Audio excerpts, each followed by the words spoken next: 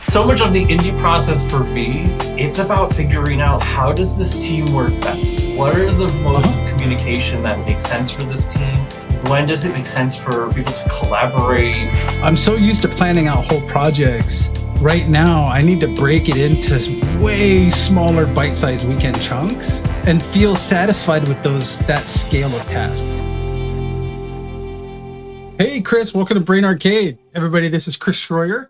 He and I work together when we're at Genvid, but Chris, tell us a little bit about yourself. Well, first of all, Chris, awesome first name. Yes, yeah. indeed. So, hi, I'm Chris Schroyer. I've been making video games for about 20 years at this point. I've been in a variety of roles, a variety of studios. Big highlights for me include my work at N-Space on a lot of Wii and DS games. Telltale, where I was fortunate enough to work on things like Walking Dead, Wolf Among Us, Tales from Borderlands, Minecraft Story Mode, among others. And then since then, I've worked at a variety of other places like Jam City, Visual Concepts, and Genvid, where we got to meet. So it's funny, from a game designer POV, you're one of the few people I know that worked on DS games. And for me, that's the point of jealousy. Like, that's the one where I'm like, you hear other people talk about the careers. You're like, oh, I wish I could have done that. Or I wish I could have done that. And for me, it's like, oh my God, I wish I could have worked on DS games. Because it was so wild. After Nintendo broke E3 with that, here, we're going to demonstrate the Wii remote for the first time in all these tech demos and 6-7 hour lines. After that, publishers started realizing they were not ready. They had no plans to support this platform. And suddenly it was this hot thing that everyone wanted to get their hands on. So all of these publishers were like, hey, take a crack at our catalog of IP, pick out something and pitch us whatever it is that you can put on this system. It's fantastic. Yeah. And it's like, it was such a wild west of just wackadoo designs. And I'm pretty sure that is the only way I could have found my way into full-time design in games, is something that completely unhinged. Right. So the part of the reason, so I've always had, and this is the way game designer brains work, right? Like, I never had a chance to make a DS game, but of course, when it came out, I was like, what would I make for that? Or at least that's how my brain works. Anytime I see a new interface or new hardware or new machine, I always think about what's the thing that I want to make for it, right? And so my quick pitch for what I would make on the DS, and one of the unique features of that is that it's dual screen, right? And I looked at it, like, my God, this is so perfect. It reminded me, there's something reminiscent about it of Battleship, where you had your playing field and their you know what I mean? There was something really nostalgic for a throwback to when I was a kid. But the thing that I wanted to make for it was everybody's played FTL by now. This pitch predates FTL. Was basically, if you think about having a ship schematic like FTL or Faster Than Light, it's a game on Steam, where you can see the top-down view of your ship, and then you move your crew around like an RTS on the bottom screen, where you only have 10 seats, but you have 10 seats, but you only have 7 people. So you have to you're always moving them around.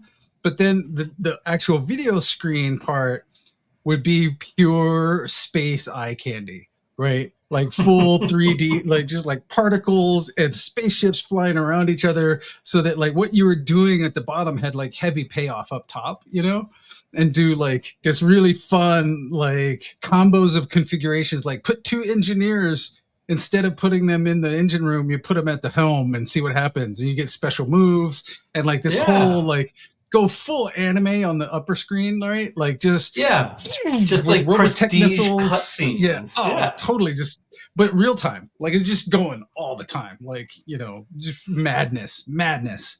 The thing that I always pitched that never once got through was, because of the DS clamshell design, I always wanted to look at it like a book.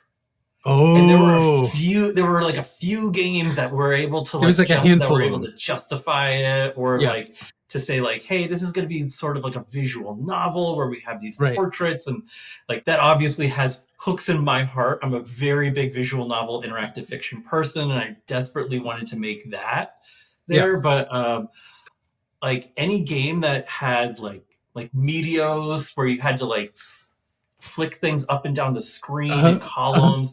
I Uh-huh. wanted to turn the entire system on its side so that you could use the entire touch screen and not just like Oh, a little window yeah. box inside of it. Or the There were a middle few third, right? Yeah. yeah. There was one puzzle game that got away with it. What was that? Planet Puzzle League. And when I played that, I was like, oh, I shook my fist. I was like I was so angry, so jealous. I was like, they did it. Right. Somebody was able to get away with it.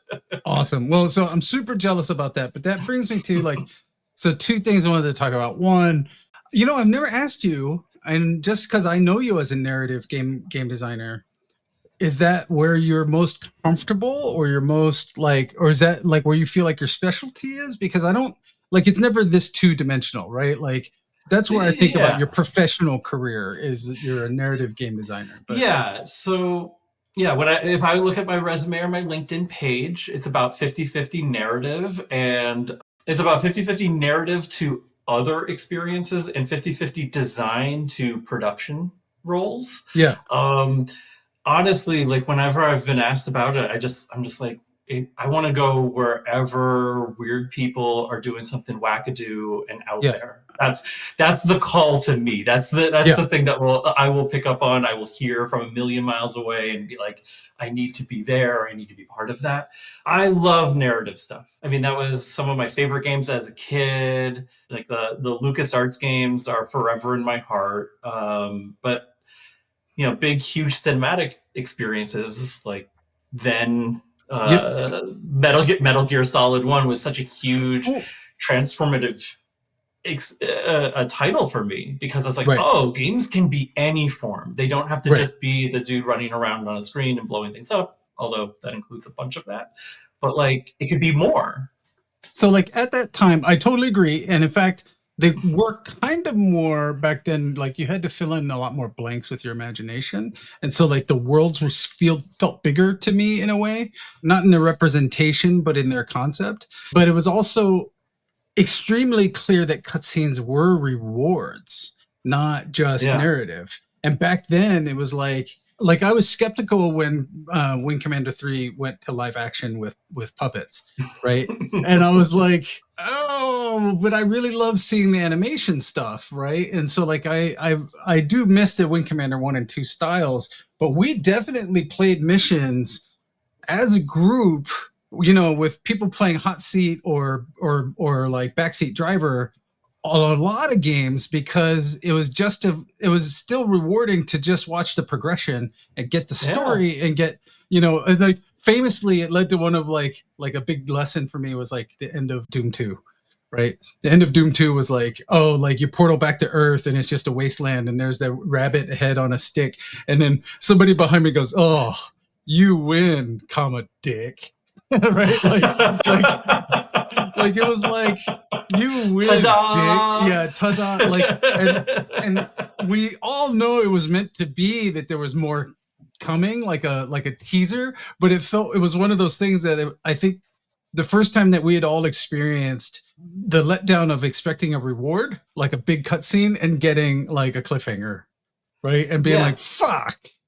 And we know right now on the other side of Doom 2 or the other side of Doom 3, it's like those games are not about that reward.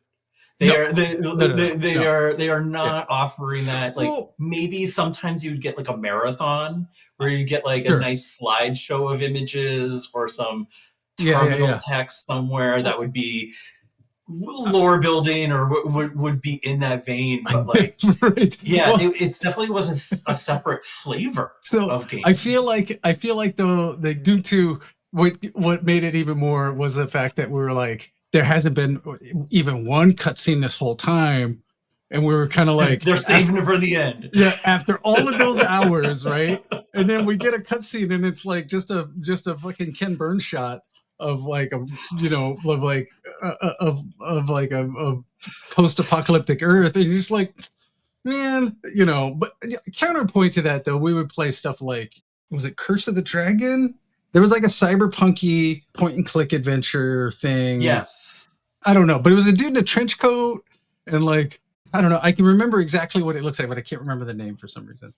That style of gameplay of like, here we're going to present narrative as our big front and center thing. There's always been something about that's been appealing to me, because games were able to get inside of my head as a player in a way that movies and TV hadn't at that point.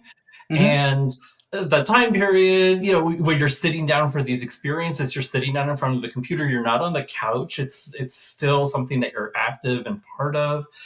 And particularly in like the early mid 90s, the rules hadn't been written yet.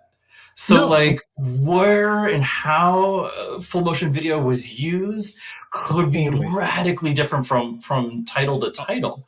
And then something like Myst would come out, made on Macromedia Director, and it's literally playing HyperCard. HyperCard. Yeah. So amazing. That's actually the thing that got me into making games, was HyperCard, and seeing what Cyan was able to do with Myst and being like, oh wow, like this is amazing. Two guys in Oregon just killed it. Yeah. So it wasn't until like a few years ago I realized that the first time I ever did anything game design was Excitebike. Yeah, I was making a track, because it was like, as a consumer, and I wasn't trying to be a game designer. Like, it was just the fun of making tracks like that, and RC Pro-Am, or no, Rock and Roll Racing, one of those two. Basically, like that track editor thing, I didn't realize that I was fulfilling the game design loop back then, just making stuff for my friends to play, and then having them tell me it sucked, and then doing it again, and then you know what I mean? To like to find the right, like, I think Excitebike was the first time I ever hit the thought, oh, what's really fun about these tracks is when there's a good rhythm. Like there's a good rhythm to these tracks that feels good, and you break it up, and then it was sort of the first time. All right, so what was your first, when you knew you had to make games? Like, what was that moment? Ooh.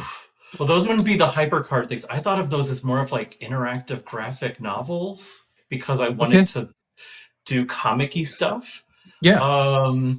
I think a comparable experience for me was on the Mac and PC version of Lode Runner: The Return. Had a full, you can make it whatever you want level builder. And putting that stuff together and sharing that with friends, and I believe I uploaded a few of them to like CompuServe back in the day, and getting feedback on that. Right. Where it's like, these were not Lode Runner levels as puzzles like the game usually was. These were just more straight up deathmatch arenas for chaos to ensue. Sure. And so, because I think I was getting a good reaction out of my friends who would play these levels, or people online that would play these levels, because it twisted what the mechanics were about. And so it would just be a race to see who could survive or who could get through it, rather than like, oh, I crafted a finely tuned puzzle. I would do that later on in my career. But early on, there was this like, all right, how do I get things to explode on screen? And that was such a rewarding thing, because when you're playing with multiple people around the same keyboard, or you see people comment online, it's like it transforms what they thought that experience could be about. And that was something like when I got that sense, I was like, ooh, that's fun. This is really rewarding. Yeah. This is it. Yeah. All closely related. Like 50% of the time that we talk is almost always about stuff like this, where we talk about our early years, and we talk about indie, and you and I both have a copious amount of side projects. Right. And so, never ending. Never ending. And that's like, you're a game designer after my own heart, which is like, I just file them away and I get to them eventually. You know what I mean? But I'm constantly pitching myself game ideas, and it's one after another after another after another. Like I think number 8 on my list right now is a golf game where you play a caddy. So you don't actually do the golfing, you play the caddy. And so like you work at a resort country club, so you never know who the golfer is going to be. You have to figure out what they're good at, and then you have to figure out how to caddy them to success.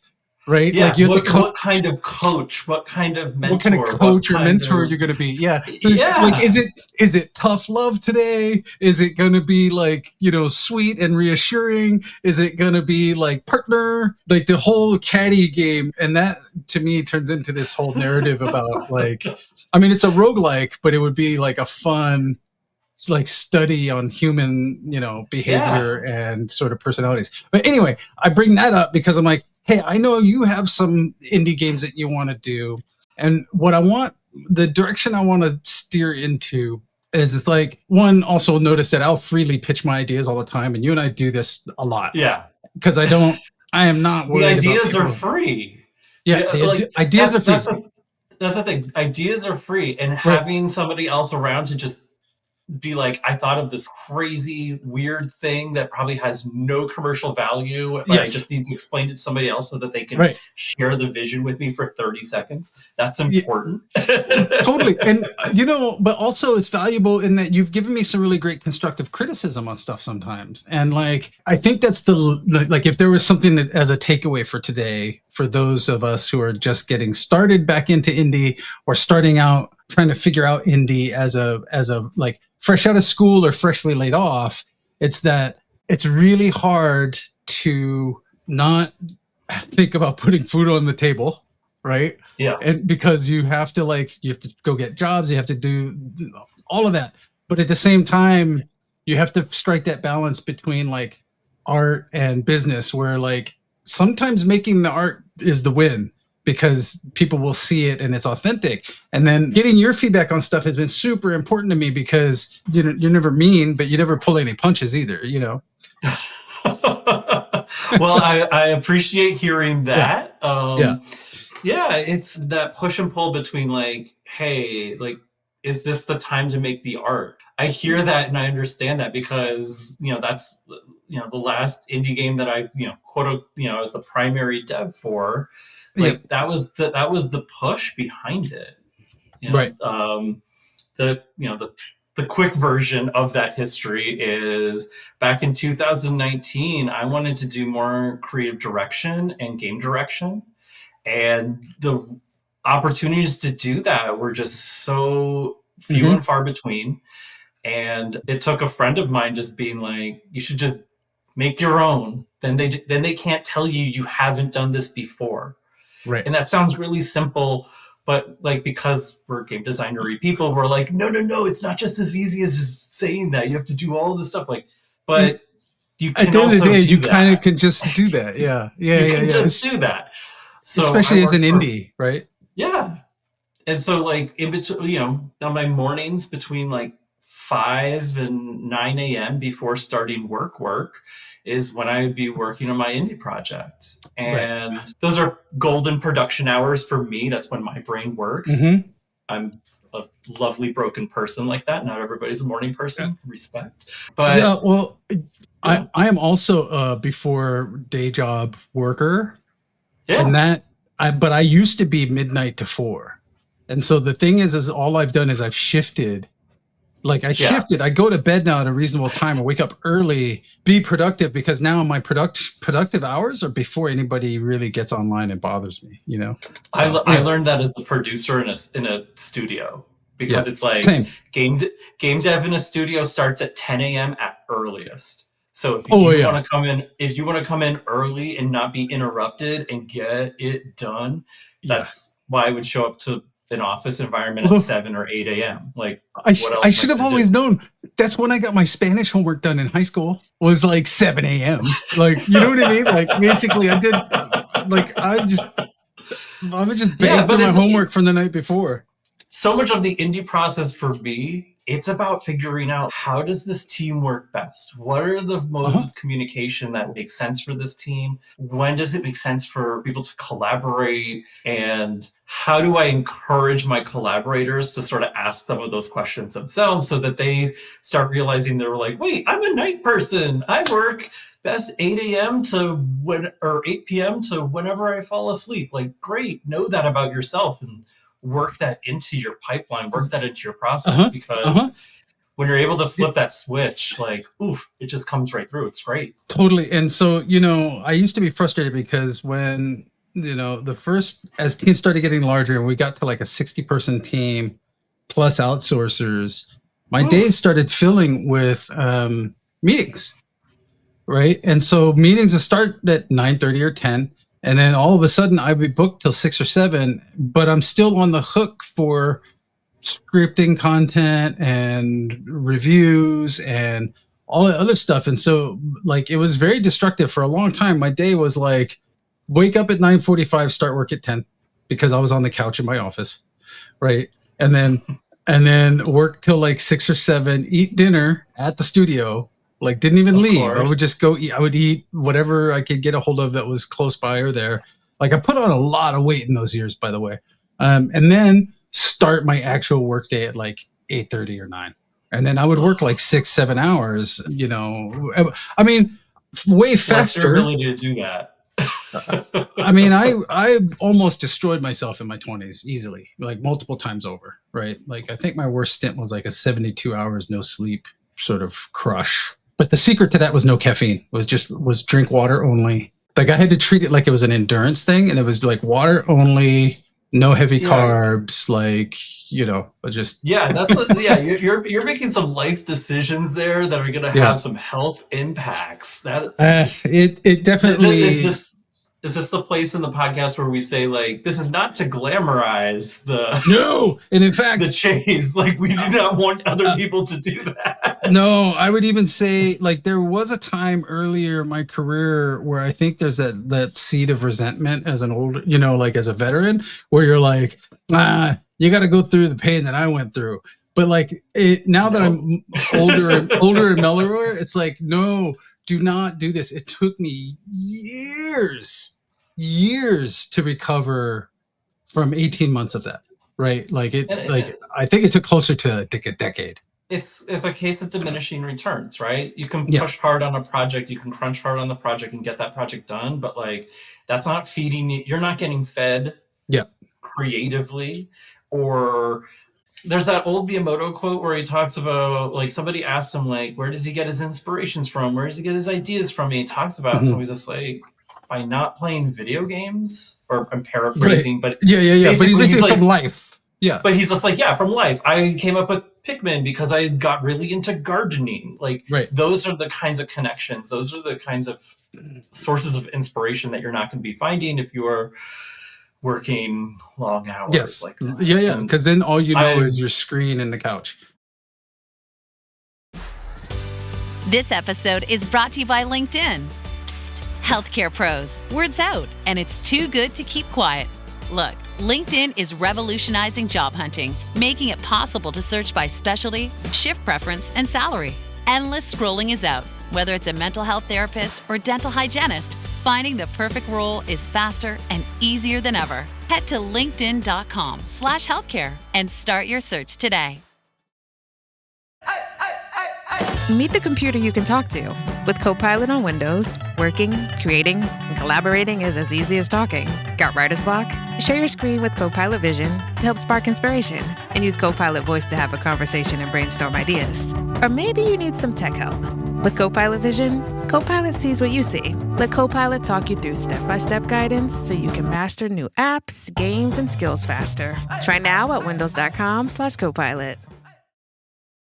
So speaking of which, like, let's get this back on the indie train. Like, that's a great example of the horrors of studio life. Like, when you work at large studios, like, stuff like that is potential to happen. And there are people who do glamorize it and also like encourage that kind of behavior. I don't. That's not, I feel like you're failing as a manager if that's required. I would agree with that. Yeah. You're not making your best work. Yeah, it doesn't mean that you don't have to sometimes whatever. It doesn't mean it's not going to happen. It's just one of those things that like that's the thing to fix is how do I get everybody out of here at decent times and also fresh and excited. But talking about fresh and excited, for those who are coming out of school or are freshly in the I need to make something indie space, let's talk about inspiration because like it's what's interesting is like many game designers, like I said, on your resume, I would peg you as a narrative gameplay designer, right? Like that would be like where your Venn diagram would be strong. But a large sphere of it in that Venn diagram it's called narrative for me. Yes, right. But don't undersell the fact that you are mechanically very strong in game design as well. And in fact, like your understanding of how the mechanics and the narrative and what I call the balance between high level and low level design, your understanding of that is actually some of the best I've seen because you have the ability to get into like, but like you can go super high level or you can go super low level. Like I've seen you get into the numbers and like, it's definitely, it's fun for me because it shows me like I don't have the same narrative skill and so I can learn something from you there. And then also sometimes you play a lot of indie games. Your knowledge of mechanics in some of these indie games and your observations are always enlightening to me as well. So I think you're not that far off, Cross, because how I look at mechanics from a gameplay perspective, I think about them as building blocks for stories. Sure. So like what story are we enabling the player to tell with this combination of mechanics on this level at this point of the game? What are we wanting them to feel emotionally? For me, if I step back far enough, it always comes back to like, what is the emotion I want this segment or this part of the experience to be seen by the player, to be experienced by the avatar, or some combination of both. So like, I kind of look at like, if I was to look at like a list of systems that were available to put a level together, I would almost look at it the same way I would see a bullet pointed outline for an episode or a narrative arc where I'm like, all right, this is where we're going to introduce this up here in the first act. This is where we're going to have our second act complication. This is the catharsis I want to see being provided at the end of the level or the experience. So yeah, they're not dissimilar. To me, they're the same. Yeah, I agree. And in fact, I think that's what we're eventually really coming around to. And like there's like three things I want to pull out of what you just said as emphasis. And one of them is that mechanics as story. Right. And the thing is most people think of narrative and they think cutscenes or they think writing or dialogue or whatever. And what you're saying to me is speaking my language, which is like, no, the story is the whole experience for the player. And so how they experience it, what narrative branch they take, like the totality of the experience becomes the story because one of the things that I think is the most important thing is what I used to call water cooler talk, right? Or like word of mouth, or, essentially we have the online equivalent now, which is like streaming and Reddit and all that other stuff. But like without the ability for people to create their own stories, they have nothing to tell other people, right? They can say this was well crafted or I enjoyed X, Y, and Z, but when it becomes personal, like when you have a personally great time and it's slightly different than someone else's, then you make it yours and then you want to share it. You're touching on something that we discovered at Telltale was like the most powerful thing that we could provide. So when we had players go through Walking Dead episode 1, not even season 1, episode 1, we noticed people were starting, when they had conversations around the office, they would say, my Lee did this. And like, that's such a subtle thing, but like, if players felt like they had the free reign, the agency to really shape and craft the character, they would say, my version of that character did X, Y, or Z. But if they didn't have that agency, if they didn't feel that they were in control, that's when the my in that sentence would get cut off. Lee did this. Bigby Wolf did that. And it's like, all Yeah, right. yeah. When we notice Yeah. people are talking about that particular moment or scene, how do we bring that back into the realm of player ownership, or that Yeah. reinforce the agency behind them so that they start talking about my character again? Well, and that's what's interesting with crafting games now, right? Is that like it's inherently starts with this is your story, even if it's interesting that Minecraft is first person because it's totally empty vessel, right? But Yeah. it's a weird fantasy. It's a super blocky voxel fantasy, but like people get ownership and then they start building stuff in the world, and like it doesn't matter that it's simple, they own it, right? So here I actually mentioned this before, and like there's something very powerful in the examination of Grand Theft Auto 3 versus Vice City. So in Grand Theft Auto 3, you were voiceless. It was the old PS2 convention of like, oh, you don't talk a lot, huh? Right? Like where the other characters would talk around you, talk to you, but there was no response because it was empty vessel and it was really just an information vector for a mission, right? Or like the world this is the setup or something. exposition dump to get you on your way. To get you on your way, have fun. But then in Vice City, it became Ray Liotta, right? And so, like, all of a sudden, the character had a different voice, literally and figuratively. And so it turned into this interesting reset where it's a different environment. Now you have a voice, like, because I guess apparently they fixed your vocal cords, right? You could ride motorcycles. That was the new big thing for me. Then the story took on more of a wrapper around that character, and it became a little more cinematic and a little bit less of like mafia tropes, right? Yeah. But what's interesting for me as a player is when I played Grand Theft Auto 3, I wasn't that bad. I was playing a mirror of me. Whereas, like, you're it was saying like Ray Liotta unlocks something within you to that's right. When it the criminal that they are. This is the inverse of my Lee example. Basically, my Ray Liotta, right? I even forget what the real character's first name is because it was so clearly Ray Liotta. Like my Ray Liotta was like I could now like sublimate these crimes onto that character, and so I could be worse. Right? Like that's so interesting. That's so good because you've heard me talk about how like one of the most redeeming aspects of humanity that I have discovered through narrative design is that players, by and large, by a vast majority, want to do good. And in my time narrative designing things, motivating any choice that could be seen as like bad or mean, it's so hard. But what I'm hearing from this particular story is like, maybe it's a matter of finding the right voice performer or screen performer to help bring that out of the player.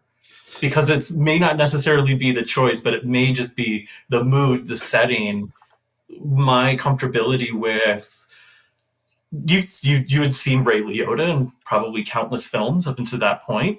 Like, sure. You knew that they had the capacity as a screen actor to go there. So you could, and you did, and that's awesome. Yeah. Well, it became like, he's kind of the guy from Goodfellas, but he's also kind of the guy in Miami Vice, and he's kind of, and so it became like the fantasy changed for me. There's one thing, and that leads us back into indie game dev, is like, I think there's something, if you listen to you and I talk, and it hits one of the points of like when I interview game designers, there's two things I'm looking for, and the one that I'm always looking for, you can hear in our conversation, which is empathy, or basically an understanding of the player, that I'm not making it for me, I'm making it for even if it's fictional me, I'm still making it for a fictional audience that I'm modeling the gameplay after, to give that person choices or agency or a feeling or some sort of power. And it's like, I think that's super powerful. It doesn't matter the size of the project.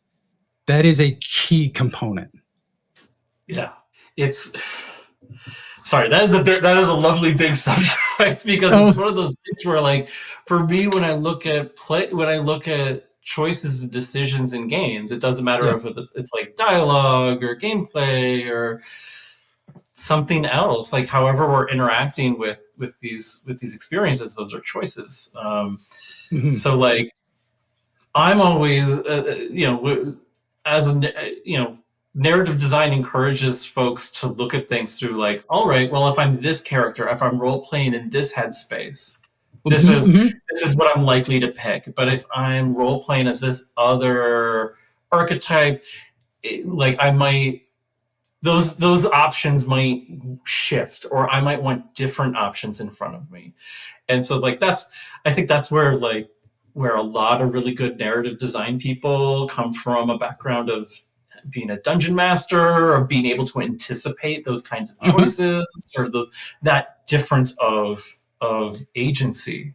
Yeah, I know that there's like a lot of people who would just be like, yeah, don't design things for an audience, make things for yourself. And I'm like, that sounds really cool, but I don't know if that's how my brain works. Yeah, but also at some point you have to. So that works for a while. Like when you're first starting out, I agree. Your first thing that you should be making it a local entity. I'll call it that. So it's either somebody that I can get instant feedback from and do loops, right? Yeah. Which includes yourself. But at some point, you'll realize that you need an objective viewpoint, which means that you'll have to find somebody else, and it has to be somebody that you trust, or is somebody that you've chosen as a target audience member. And so, like I said, the first time that I actually completed the game design loop as Excitebike, if you reference back to earlier, I said that the full loop was I would give it to my friends to play, and they would tell me how bad it was. And so that's the actual loop, not just making tracks. It's basically getting feedback. Right. And so the process is get feedback until you go from like, oh, wow, this is actually pretty good. Right. To like, wow, it's great. And so you go along the quality continuum of fun until you get to like, whatever. And by the way, my friend who was sitting there in the bedroom, he must have played the crappy tracks that one track like well over 20 times. With minor variations, and every time was still fun for him because he's part of the process. Right? Yeah. Like he'd be like, no, don't do it. Don't do the little speed moguls. Like, oh, that sucks. I hate those. And like we would argue and do the thing, and like the loop is the important thing there. I like it. I like that you're kind of pitching a Kermit the Frog Muppet movie setup. Of like, it starts with one person being a ridiculous dreamer, and they add on another person, and like you collaborate and you make things together and you share them with the world, and that's the thing that brings other and more collaborators in there. I think that's a beautiful place to start. So, you know what I think is interesting? I actually don't think the younger generation that are fresh out of school or whatever are going to have a hard time with this concept. I actually think it's the older heads like us who will, but reflexively make something for somebody else, but forget the lesson of like the connection of like, you know what? I need to find somebody close by.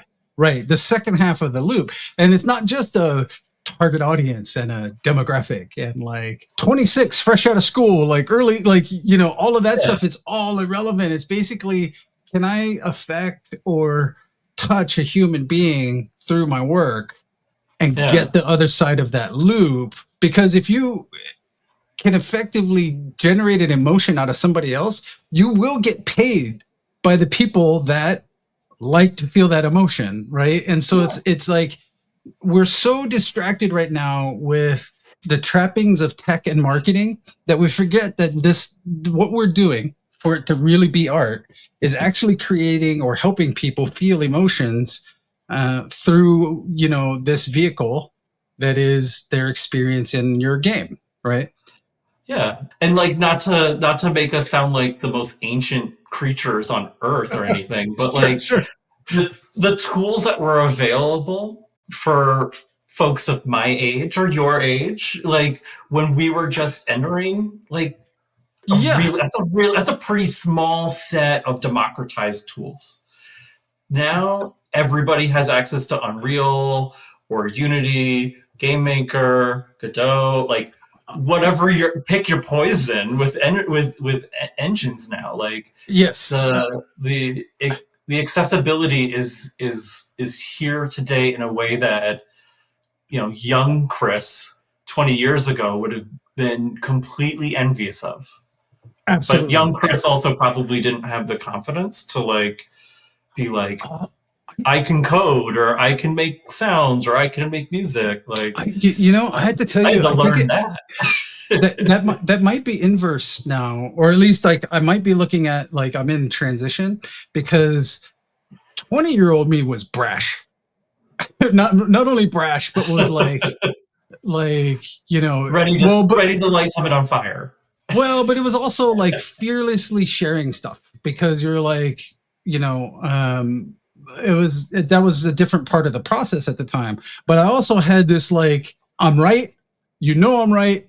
There was like a drive, whereas like now I've been so chained by the industry as far as like how we operate, what we do, like the muscle memory around making a AAA game, that essentially I've become disconnected from like 20s. Chris was like, ooh, focus test, send me, I'll go, like, I want to go see people play my game, right?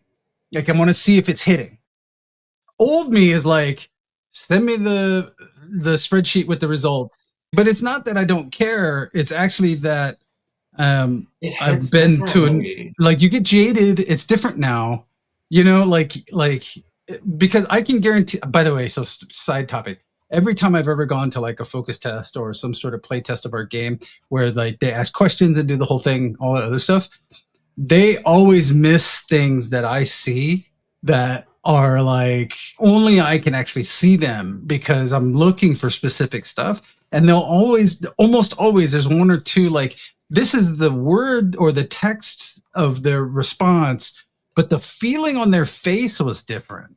Right. And so I'm trying to like, I want to dig into that anyway, but the reconnecting now as a older veteran who's used to so many processes or processes is like, that's actually challenging, right? It feels like dragging your feet through do you find that you do more indie stuff than I do? So I wonder if you just have more like communal connections when you do this. I think for me, there's like no fear when it comes to feedback. There's no fear when it comes to feedback at this point. I'm like, feedback is a gift, particularly in indie spaces where it can be easier in a traditional AAA or AA environment to be like, all right, we got focus testers coming in next weekend to just make sure the bill's ready to go. And then you just magically get the feedback and you're like, all right, great, we can move forward with confidence now. In an indie space, it requires really thinking about who am I sharing this with? Why am I sharing this build or this script or this whatever in brackets thing? And what is the feedback that I'm looking to get? So I go into those things now thinking I'm much more goal oriented, but I'm also thinking about what have I invested in the project so far? What am I looking to invest? And am I roughly on the path there? I may not be, I'm not going to get like the A, nobody ever goes into like any kind of feedback and it's like A+ across the board, 10, 10, 10, 10, 10, like can't wait to replay it. No, that's garbage feedback. And those are, well-intentioned lies, maybe. Totally. But a lot of times you're really looking for trajectory. Yeah. Are we trending in the right way? Yeah. Am I on the path? Am I on the scent of something that is fun and engaging?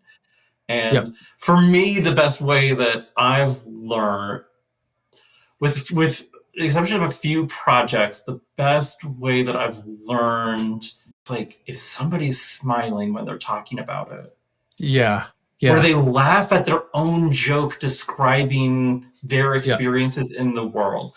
Like, those are visceral human reactions. And if you get one or two of those, like that means it's like, oh, that's a special moment. Let's figure out why this is working. And let's use that as the case to do more.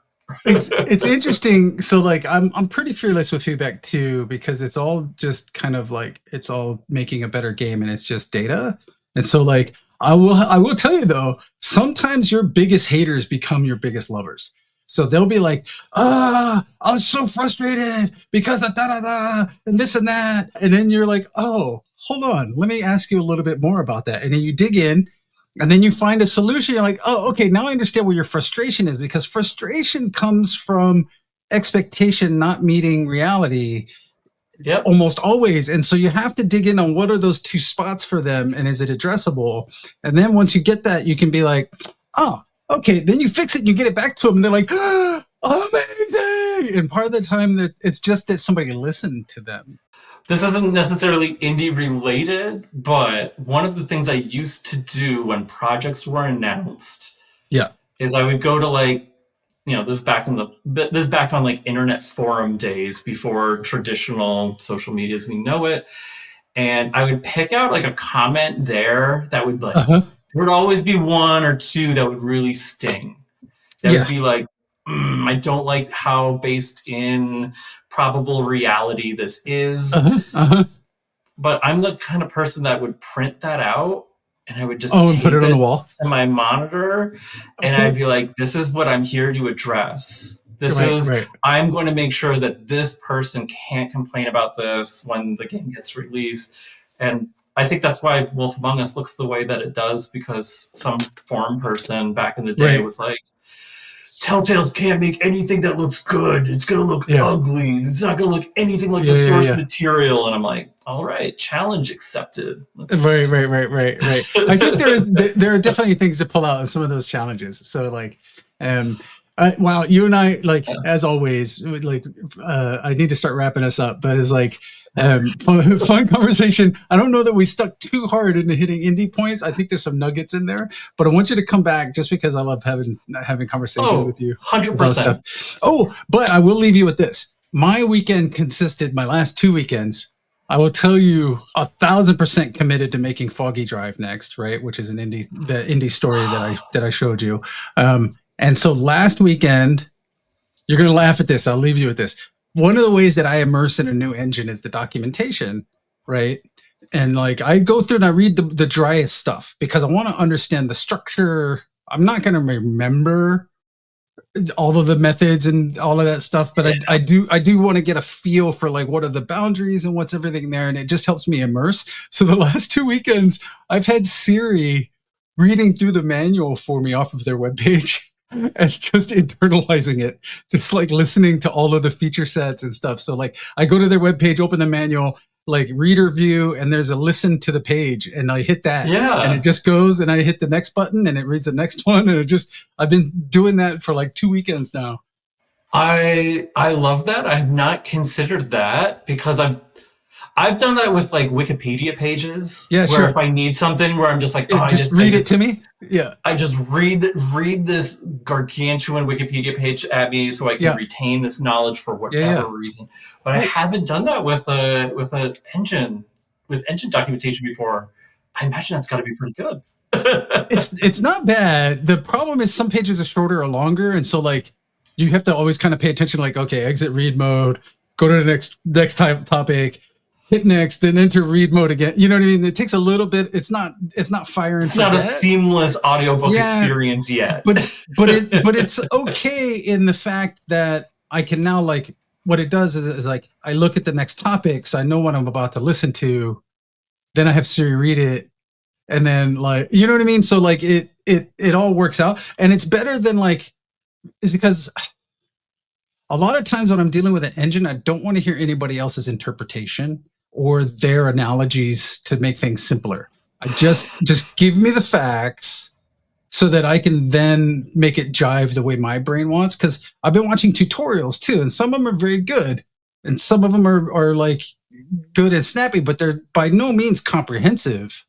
You're almost always hitting 5 minutes and going like, well, hold on, that seems like so much more.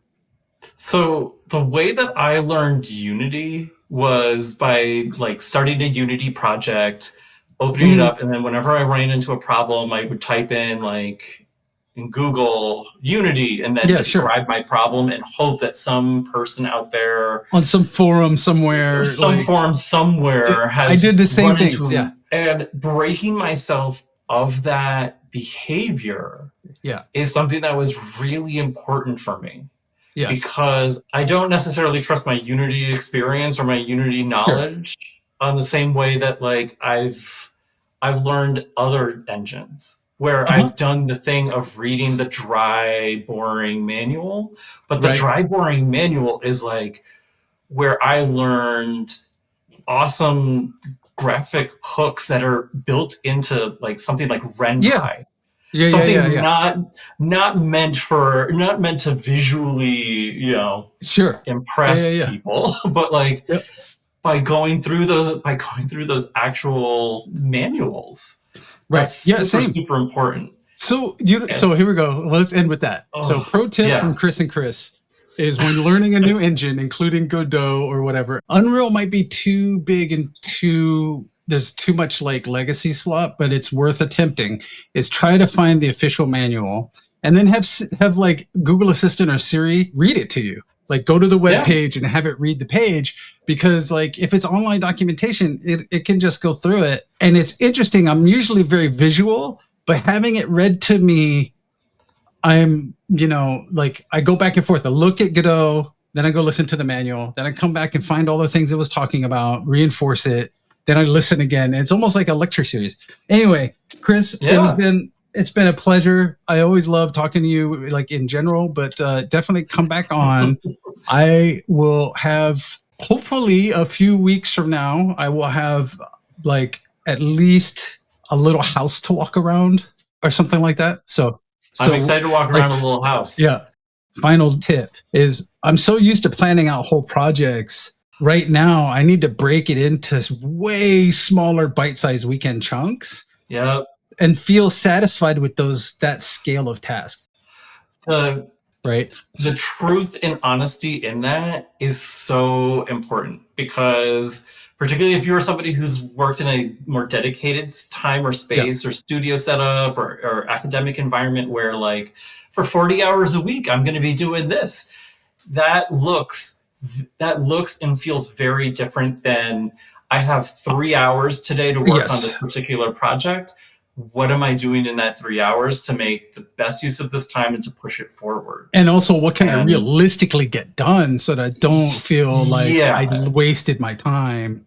Like I made, or at least I feel like I made measurable progress. And like the size of those chunks is so much smaller than I'm used to, that it's really hurting my ego with how fast I can go. Like it's going to take a while. I'll get faster, but we'll see.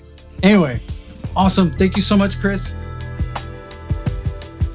Brain Arcade is a Princess Hermit production, produced by Kyrene Kim, music and mixing by Jonathan Ontiveros. The podcast is hosted by me, Chris Cross. You can find me and my other endeavors at coffeeorcross.com.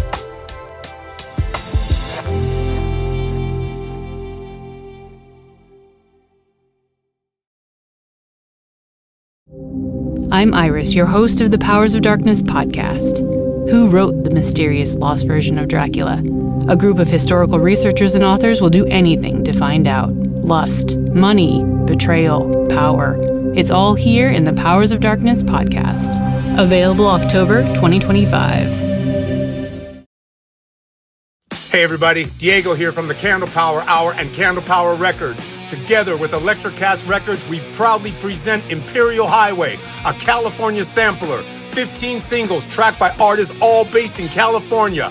Every song on Imperial Highway is mastered to deliver. Rock and roll is back, and we got what you want. If you're craving new music, Imperial Highway hits the spot. Download Imperial Highway. Check us out at candlepowerrecords.com and listen to the Candle Power Hour on Electrocast.